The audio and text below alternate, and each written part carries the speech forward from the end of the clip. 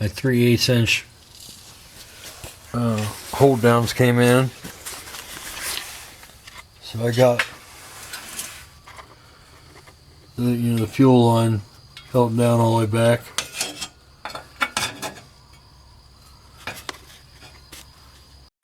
Alright, I started working on all the electrical stuff. I got the circuit breaker for the fan circuit mounted. I got the starter relay mounted. And I welded a bolt on for the ground here, and I've got the ground ran in. I got the power wire ran up here too. It'll end up being lugged here with the one coming from the back and going to right there on the starter relay. And then my switch to start the starter will come over here and hook up to this side. So I got that panel with everything I think I need put on it. Alright, so I drilled a hole and put a grommet in right there. And I've come out and welded a bolt on here. And I got my ground comes out, hooks up to the top, and then I go down and ground the starter, and I come out and ground the alternator. So, and then I got a power wire, that's that red wire that goes inside. And this is going to end up being taped, but it's all lugged together here with new lugs. The tool I use, I just bought off Amazon. It's like 80 bucks, and the lugs are bought off eBay. And I'm using 1/aught cable out here, and I've got 2/aught cable coming from the battery up to where that starter relay is, because the farther you go, you locate that the larger the cable you need. So the ground cable could have been like 4 gauge or whatever, but I overkill it. Usually helps the starters to work and stuff to work. You need both sides. If you have a good ground ran right to where you want. I'll go down there and show you the starter. Alright, I got a mini race starter. At least that's what they call them, the Chrysler guys do.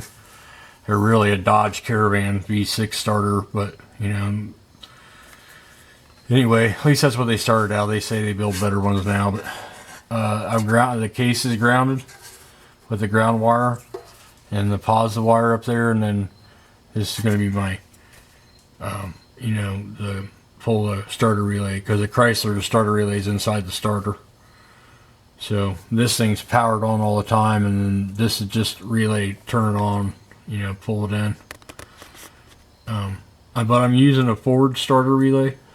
And that Ford starter relay, instead of pulling doing the whole current like it would in the Ford, all it's doing is pulling in for this, for the relay down here. So the Chrysler starter relay for this wire is really hard to source. I mean, you can get them, but you'll pay so much money for them. It's half the price for the Ford one. It'll do exactly the same thing, and if it breaks down, I can get one all day, any day. So here's the starter wiring, and we're going to go up and clean up the engine bay wiring. Alright, I've gone over my bolted lug here for the AC with a vulcanized rubber.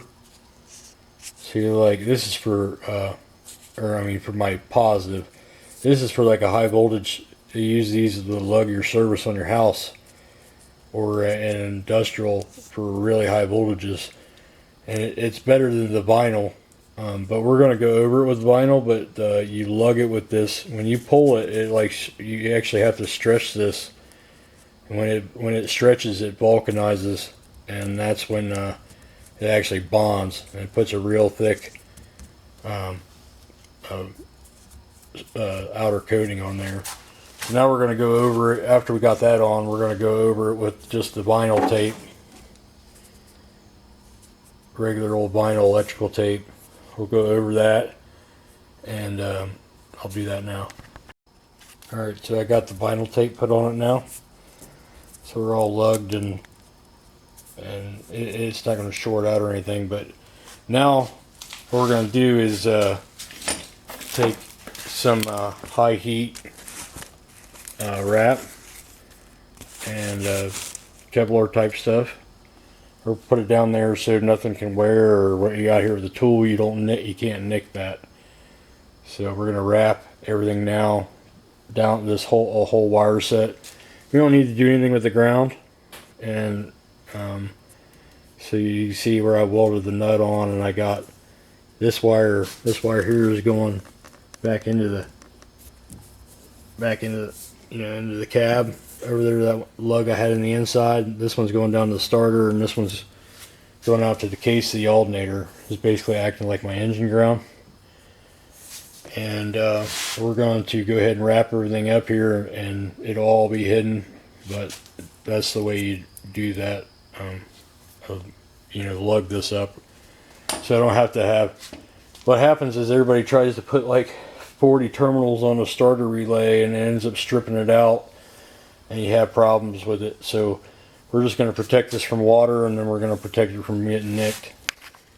Alright, I wrapped that lug section so that it's not really going to be able to wear through into the ground.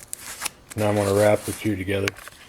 Alright, so you can see what I got going on here. I got it wrapped on anywhere it could possibly rub. And this stuff is high heat.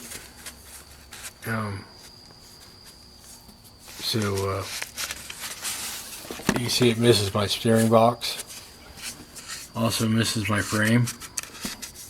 But if for some reason it wanted to start rubbing there, it's got that protect coating on it. And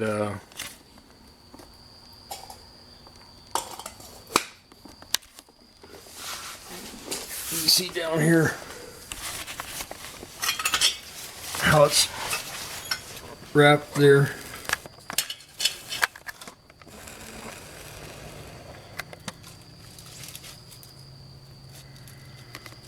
So we're protecting it, the outer coating, from getting heat or getting chafed by having that Kevlar fiberglass type shield on it. And I've also put it over there on my oil filter. I'll show you that. So my oil filter lines aren't being heated. So you can see how I wrapped the oil filter there, so those lines on the oil filter, it'll protect the heat from that header. And alright, so we got the large wires for the alternator, and we got the fuse box in. I got my parts. My lugs haven't come for the battery cables yet, so we're gonna call it.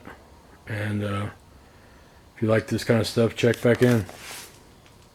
Have a nice day.